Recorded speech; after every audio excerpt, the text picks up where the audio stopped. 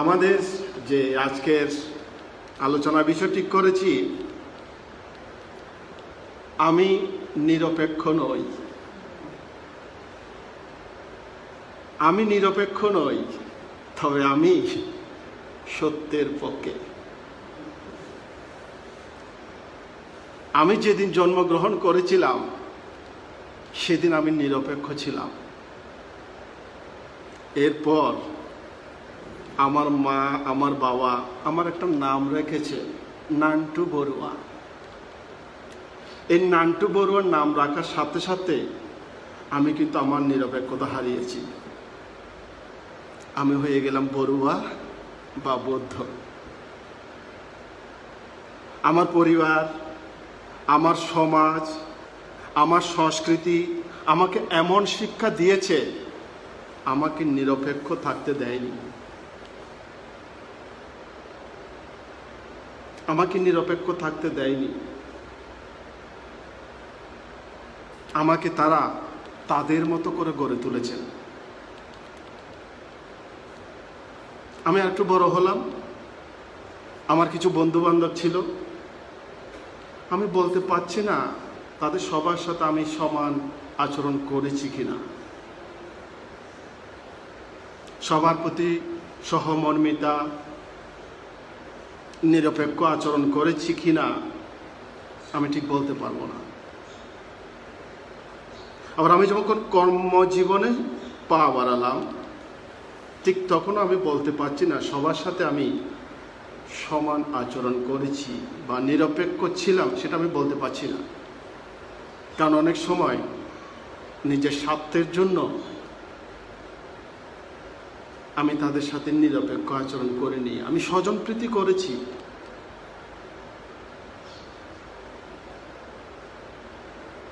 আমি নিজেকে বড় করতে আমি তাদেরকে ছোট করেছি। নিরপেক্ষ কখনোই ছিলাম না। তা আমি চিন্তা করে দেখলাম, একজন সামাজিক মানুষ কখনো নিরপেক্ষ থাকতে পারে না।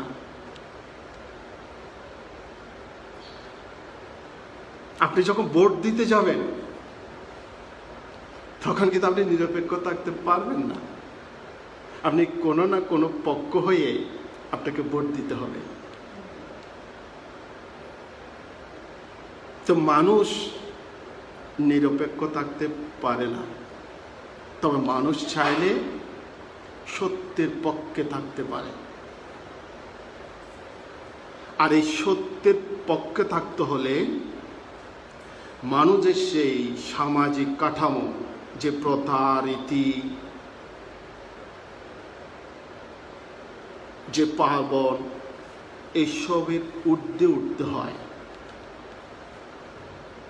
সমাজের যে বাধ্যবাধকতা, এসব উপেক্ষা করে মানুষকে সাহসের সাথে সত্য, সুন্দর আর মহত্বের সাধনা করতে হয়।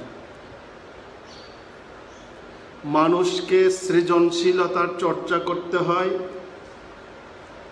মানবতার চর্চা করতে হয়। তবেই মানুষ সত্যের পক্ষে থাকতে পারে। এক মনীষী বলেছেন, সত্য বলা আর সত্যবাদী হওয়া এক জিনিস নয়। আপনি সবসময় সত্য বলেন, কিন্তু সত্যের উপর যদি আপনি জীবন প্রবাহ নির্বাহিত না হয়, তাহলে এই সত্যের কোনো মূল্য নেই। এক রাজা সব সময় সত্য বলতেন। কোনো অবস্থাতেই সে মিথ্যা বলতেন না, এবং কেউ তার সামনে মিথ্যা বলুক সেটাও সে সহ্য করতেন না। কিন্তু প্রজারা যখন তাকে খাজনা দিতে পারতেন না, অনেক সময় হয় না, একটু খরা, একটু বন্যা, একটু মহামারীর কারণে শস্য ভালো হয়নি, ফসল ভালো হয়নি, তো রাজাকে খাজনা দিবে কিভাবে? কিন্তু যখন এরকম পরিস্থিতিতে প্রজারা রাজাকে খাজনা দিতে পারতেন না, রাজা তাদেরকে নির্যাতন করতেন। এবং কেউ যদি রাজার সমালোচনা করতেন, রাজা তাদেরকে কারাবন্দী করতেন, আর সুন্দর সুন্দর রমণী দেখলেই বিয়ে করে ফেলতেন। তো তার এই যে লোভ, এই যে মোহ, এই যে উগ্রবাদ, তার সত্যকে আড়াল করে দিয়েছে। তার যে সত্য বলা, এটা কোনো মূল্য নাই, অর্থহীন হয়েছে। এবং রাজা প্রায় সময় উত্তেজিত অবস্থায় থাকেন, মেজাজ তাকে করা, বিভিন্ন অসুখ বিসুখে কষ্ট পাচ্ছেন। তার এক সেনাপতি বলছেন, রাজামশাই, আপনার এই অবস্থা হলে তো আপনি অসুস্থ হয়ে যাবেন, এবং আপনি যদি মারা যান তাহলে তো এই রাজ্যের চরম ক্ষতি হয়ে যাবে। আপনি একটা কাজ করুন, পাশে একটা সন্ন্যাসী আছে শুনেছি, আপনি একটু সন্ন্যাসীর কাছে যান, একটু পরামর্শ নিন। তো রাজা সন্ন্যাসীর কাছে গেলেন। সন্ন্যাসীকে বলছেন, দেখেন, আমি তো মিথ্যা একেবারেই পছন্দ করি না, আমি মিথ্যা বলি না। কেউ আমার সাথে মিথ্যা বলো, আমি সেটাও পছন্দ করি না। এরপরেও কেন বলেন তো আমার এত অশান্তি, এত কষ্ট, এত দুঃখ? সন্ন্যাসী বলেছেন, আপনার লোভ, দেশ, মোহ ত্যাগ করুন, আপনি সদাচরণ বিধি মেনে চলুন, মনুষ্যত্ববোধ জাগরণ করুন, মানবতার চর্চা করুন, আপনার সমস্যার সমাধান হয়ে যাবে। তো সারাদিন কেবল সত্য বলবেন, কিন্তু জীবন প্রবাহে সত্যের কোনো অনুনয়ন নেই, কোনো আচরণ নেই, কোনো চর্চা নেই, তাহলে ওই সত্যের কোনো মূল্য নেই সমাজে। আমাদের আরেক মনীষী মহাত্মা গান্ধী বলেছেন, যেই সত্য মানুষের কল্যাণ করে না, সেই সত্যের চেয়ে সেই মিথ্যা অনেক উত্তম, যেই মিথ্যা মানুষের জীবন রক্ষা করে। আমি একবার একটা টক শোতে শুনেছিলাম, এক ব্যারিস্টারকে উপস্থাপক প্রশ্ন করেছেন, ব্যারিস্টার সাহেব, আপনারা তো আইনের ধারক বাহক, আপনাদের বিরুদ্ধে একটা অভিযোগ আছে, আপনারা নাকি মক্কেলকে রক্ষা করতে আপনারা মিথ্যা বলেন। তো ব্যারিস্টার সাহেব বলছেন, না, কথাটা ঠিক নয়, আমরা মিথ্যা বলি না, আমরা আমাদের মক্কেলকে রক্ষা করতে আমরা সত্যকে আড়াল করি।